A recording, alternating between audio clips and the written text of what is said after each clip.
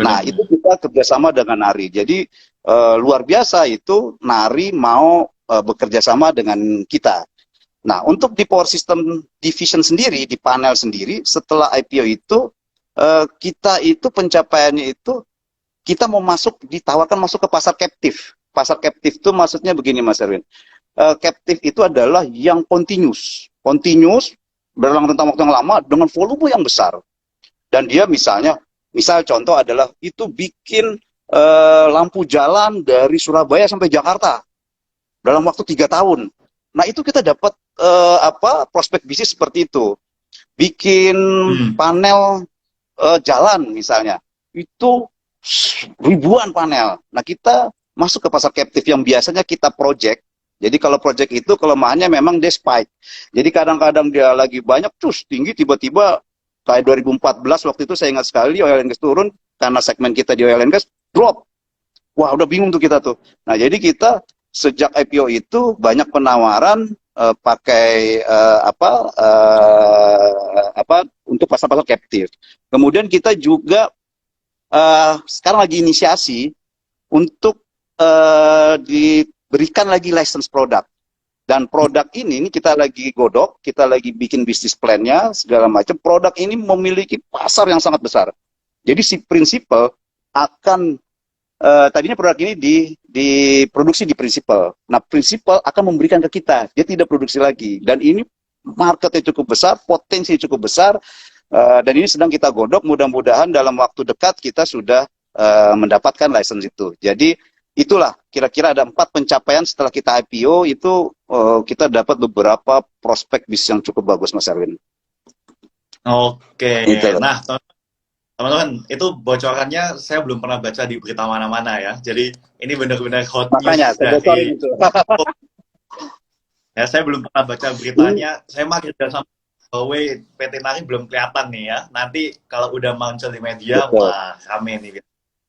Nah, jadi Jadi ini teman-teman, bocorannya saya bocorin pertama ke ruang saham ini. wah, cakep, Pak. Cakep.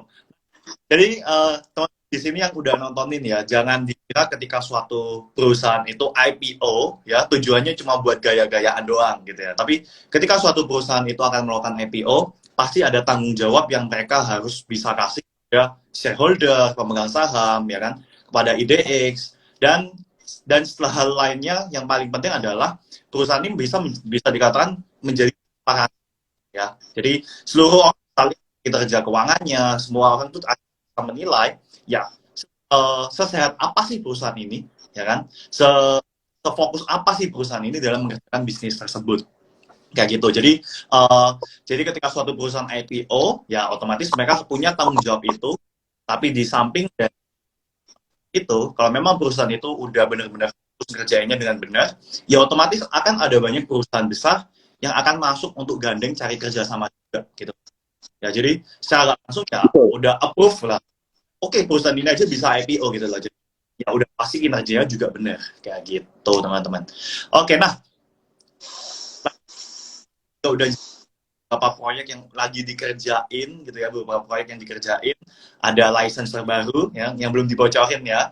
Lalu kalau yang untuk fiber ini ya Mas Bob ya, berarti itu udah mulai produksi di Indonesia atau masih dalam tahap pembelajaran gitu untuk sumber dayanya sendiri. Untuk produk baterai fiber home kita sudah produksi, Mas. Justru kita sudah jual di tahun 2021. Makanya revenue kita Hmm. meningkat pesat karena baterai tersebut. Nah, saat ini kita sedang lakukan develop baterai, artinya varian baterainya gitu loh, dengan fiber home. Kemarin ini misalnya saya produksi baterai tipe A. Nah, sekarang ini Hmm. kita coba develop untuk baterai tipe B untuk pasar A, untuk pasar B gitu loh. Jadi justru sekarang kita Oh, sedang mendevelop baterai di luar yang baterai tipe A yang sudah kita produksi tahun 2021 sampai saat ini gitu loh, Pak. oke. Jadi tetap ya, masih nggak bisa jualan ya teman-teman ya. Yang namanya inovasi baru itu tetap harus terus menerus ya. Harus, Oke. harus itu harus. Oke. Oke, nah selanjutnya Mas Bob, Progres Perseroan melakukan diversifikasi pembangunan stasiun pengisian listrik ya atau SPKLU ini bisa dibilang saat ini udah sampai tahap mana gitu? Apakah udah ada yang namanya SPKLU-nya beneran gitu ya, atau masih proses apanya nih?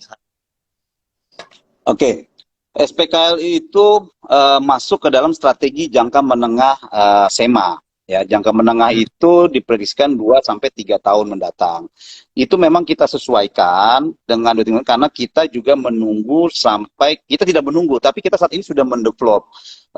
Nanti Hmm. 2-3 tahun itu akan, saya yakin itu akan insya Allah akan booming karena sekarang sudah ada pabrik mobil Hyundai keluar, mungkin nanti China Wuling juga akan keluarkan juga. Nah, itu nanti akan banyak dan itu pasti banyak sekali dibutuhkan SPKLU. Nah, SPKLU itu mempunyai skema bisnis begini, Mas Erwin. Jadi di SPKLU itu ada 4 skema bisnisnya. Satu itu ada penyedia listriknya, itu dalam hal ini adalah PLN. Kemudian ada penyedia dispensernya atau charging controlnya, alatnya. Jadi kalau inilah, kalau di pom bensin dispensernya lah, ya itu ada alatnya. Kemudian ketiga adalah penyedia tempatnya, dan yang keempat itu Hmm. yang mengoperasikannya. Oke, nah Hmm. kalau untuk listrik jelas harus lewat PLN, karena itu nggak ada pilihan. Tetapi untuk penyedia dispenser, penyedia tempat, operationnya, nah ini yang bisa kita ambil, bisa kita ambil. Nah, saat ini kondisi tahap sekarang ini kita sedang mendevelop adalah dispensernya, chargingnya, karena ini yang paling utama, alatnya. Nah, alat ini sedang kita develop sambil nanti kita akan, kalau sudah firm, alatnya sudah firm dan berapa tipe, kita jual. Bisa kita jual ke klien atau kita bisa jual ke corporate, misalnya kita jual ke apartemen. Nah, sekarang kan banyak tuh apartemen dia kasih chargingnya yang AC itu sebagai nilai tambah dia kan di situ. Tapi kita nggak jual listrik, kita hanya jual komponennya dulu tuh, komponennya dulu. Nah, kemudian mungkin di mall-mall. Nah, itu yang bisa kita masuk dulu nih ke situ. Kemudian nanti barulah setelah itu charging kita develop, kita sudah punya produk, baru nih kita cari tempat atau kita kerjasama. Kita Hmm. kerjasama sama tempat-tempat, misal contohnya di rest area, kemudian di pom bensin, kita kerjasama sama dia, kita sudah punya produknya, kita sudah punya izinnya pun ini juga izinnya khusus karena tidak sembarangan izinnya, ini semua kita sudah sedang dalam proses, mungkin bulan-bulan depan sudah selesai semua izin untuk SPKLU. Nah, jadi KLU. kalau ditanya sampai saat ini udah di mana, Mas Bob? Sampai saat ini kita sedang mendevelop chargingnya dan sedang Hmm. membuat bisnis plan untuk stationnya, SPKLU-nya, Hmm. gitu loh. Jadi saat ini kondisinya tahapannya sudah sampai di situ, Mas Erwin. Oke, oke. Jadi itu buat tahapannya buat SPKLU ya teman-teman ya. Jadi bisa dibilang sebenarnya saat ini SEMA itu yang udah jalan banget ya, yang udah jalan banget ya pasti produsen panel listrik, kemudian baterai litiumnya. Nah SPKLU ini bisa dibilang next step-nya yang akan SEMA kerjain lah saat ini kayak gitu. Nah kalau melihat kebijakan dari pemerintah ya Mas Bob ya, kalau dilihat Ya, terakhir itu saya baca tahun 2030 aja pemerintah tuh udah mau kurangin 50% ya penggunaan apa namanya bahan bakar fosil itu udah 50% hilang ya, benar ya Mas Bob ya? betul, betul, betul, betul, Mas. Hmm. Kemudian Jadi itu bukan pemerintah tapi dunia ya. Dunia oh itu dunia ya. sudah berkomitmen untuk melakukan net zero emission. Makanya yang saya bilang tadi bahwa itu harus mau nggak mau kita harus siap masuk ke dunia EBT gitu loh. Karena fosil itu nanti akan habis. Sekarang kita sedang digemung-gemungkan green energy biar atmosfer kita tetap sehat, biar polusi sedikit. Ya mau nggak mau itu masuk ke EBT. Nah, ini sangat potensi banget buat si Semakom ya. Yang Semakom pada awalnya dia sudah sebagai panel maker atau pembuat panel listrik yang bertetes. Artinya bertetes itu pun gini, panel tetes pun itu adalah panel yang terstandarisasi dan dia itu juga memikirkan masalah green energy. Contoh, dahulu kala panel itu ada menggunakan misalnya gas sulfur. Sekarang itu udah nggak ada. Hmm. Masih ada, tapi sekarang sudah mulai dikurangin. Seperti itu. Jadi ke arah ke sini di panel listrik pun itu juga sudah mengarah ke green energy, teknologinya ya, pengembangan Teknologinya. teknologinya. Betul. Nah, apalagi di sisi EBT-nya ya. Nah, kita di sisi EBT-nya sendiri kan kita sudah jelas mapping kita Semakom ke depan itu mau ngapain, ada 3 strategi itu. Strategi jangka pendek, menengah, dan panjang. Nah, strategi jangka pendek, kita sekarang fokus terhadap PLTS. Kenapa PLTS dulu? Karena PLTS di dalam RUU PLN itu energinya itu nomor 1 tuh. Jadi hampir PLN itu akan mengutamakan itu karena hampir 200 gigawatt hour itu yang akan dilakukan, diinvestasikan untuk PLTS. Nah, strategi jangka pendek kita ke PLTS dulu. Nah, di PLTS sendiri itu bisnisnya masih banyak lagi tuh. Ada komponen bisnis dan ada solution bisnis. Komponen bisnis itu, jadi PLTS itu ada 4 utamanya. Pertama itu adalah baterainya, baterai listriknya kita sudah punya Fiber Home. Kemudian inverter, kita sudah punya Huawei. Kemudian panel DC combiner, kita bisa bikin sendiri sama Kom. Karena kita punya core bisnis memang panel. Nah, yang keempat modul surya. Jadi ada 4 yang paling utama komponen PLTS. Nah, modul surya itu saat ini kita sedang berinisiasi nih. Berinisiasi dengan sebuah perusahaan modul surya tier 1. Jadi di modul surya itu ada tiernya, tier 1, tier 2 atau levelnya lah. Tier 1 itu berarti besar. Nah, ini kita sedang inisiasi yang dalam beberapa bulan ini, paling lambat itu bulan Agustus atau September, kita sudah harus putuskan kita berpartner dengan siapa. Saat ini kita masih pilih-pilih.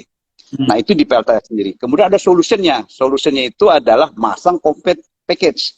Jadi masang PLTS system sekaligus dengan sistemnya, dengan pemasangannya, dengan komponen-komponennya, itu satu package. Jadi di PLTS itu ada 2 bisnisnya, komponen bisnis dan solution bisnis. Kemudian jangka menengahnya apa? Jangka menengahnya itu tadi yang saya ceritakan SPKLU. Saya sudah ceritakan SPKLU kita juga sedang develop dan ini sangat potensi, bisa bayangkan nanti hampir ya 10 tahun lagi itu mungkin udah mulailah kita berlari ke mobil listrik ya. Nah, kemudian yang ketiga itu nanti yang jangka panjangnya itu kan energi baru terbarukan tidak hanya PLTS. Nah, strategi jangka panjang itu kita canangkan 5 tahun ke depan itu kita mendevelop energi baru terbarukan yang lain, yaitu angin, ombak, ini hidro dan geothermal. Nah, ini kita perlu kembangkan di situ. Kita coba saat ini kita terutama untuk angin kita lagi pelajari apa aja komponennya, produknya, ya kemudian teknologinya, sistemnya. Ini SEMA untuk divisi R&D-nya juga sedang melakukan riset untuk persiapan kita strategi jangka panjang. Jadi menurut saya memang dengan adanya net zero emission ini cukup bagus bagi SEMA yang bisnisnya bergerak di bidang itu gitu loh. Potensinya cukup luar biasa gitu loh Mas Erwin. Mungkin itu yang bisa saya sampaikan.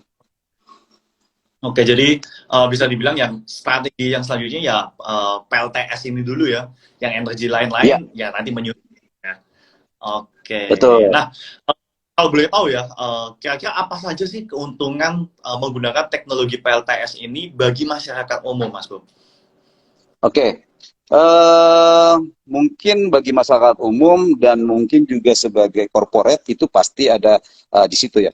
Nah, yang paling pertama itu pasti lebih hemat dari PLN ya. Kenapa saya bilang bisa lebih hemat? Kita sudah lakukan review, lakukan perhitungan dan memang betul lebih hemat dari PLN. Ya, jadi kalau misalnya contoh Mas Erwin, berapa setiap bulan pemakaiannya dengan daya Mas Erwin di rumah misalnya 3.300 VA. Oh, saya 1 juta Mas Bob. Gitu loh. Oke, kita pasang itu bisa drop sekitar 20%. Gitu loh. Dan ini bagusnya saat ini pemerintah itu untuk residensial ya. Residensial perumahan mengeluarkan kebijakan karena memang pemerintah ini benar-benar ingin mengakselerasi energi baru terbarukan terutama PLTS. Dulu kebijakannya adalah PLTS yang kita punya, energi yang dihasilkan itu kan kita titip ke PLN. Nanti PLN balikin lagi ke kita, misalnya pada malam hari. Nah, itu dulu itu cuman yang dibalikin ke kita itu adalah cuman 65%. 35%-nya buat PLN. Sekarang 100%. Jadi berapa misalnya, jadi kan sistemnya ini kan kalau PLTS itu ada on-grid, off-grid, dan hybrid ya. Nah, on-grid yang saya cerita ini adalah on-grid. Jadi kita siang hari produksi energi, kita titip ke PLN, nanti pada malam hari itu kan apa namanya itu kan peak ya, bebannya tinggi kan. Nah itu dikasih sama PLN 65% tuh energi yang kita titipkan tadi siang. Nah dahulu kayak gitu, sekarang nggak 100% dikasih ke kita. Artinya apa? Itu akan mengurangi kos pemakaian PLN kita dong, gitu loh. Benar.